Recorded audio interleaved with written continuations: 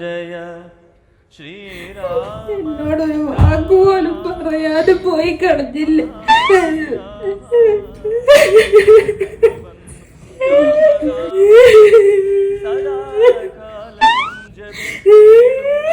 കാമനാശനൻ ഉമാവല്ലഭൻ മഹേശ്വരൻ ശ്രീ മഹാദേവൻ. അകത്തിരുന്ന് കരയണത് അവരുടെ മോളാണ്. അല്ലടാ, നിനക്ക് മനസ്സിലായില്ല, അതിപ്പോഴത്തെ സ്ഥാനാർത്ഥിയാ. നമ്മളാണ് ഇപ്രാവശ്യം ഇലക്ഷന് നിൽക്കുന്നത്, വോട്ട് ചോദിക്കാൻ വേണ്ടി വന്നതാണ്. അപ്പൊ നമ്മുടെ ചിഹ്നം മറക്കണ്ട, ചൂണ്ടക്കുളത്താണ്. അപ്പൊ ചൂണ്ടക്കുളത്തിൽ തന്നെ കുത്തണം നിങ്ങൾ കേട്ടോ.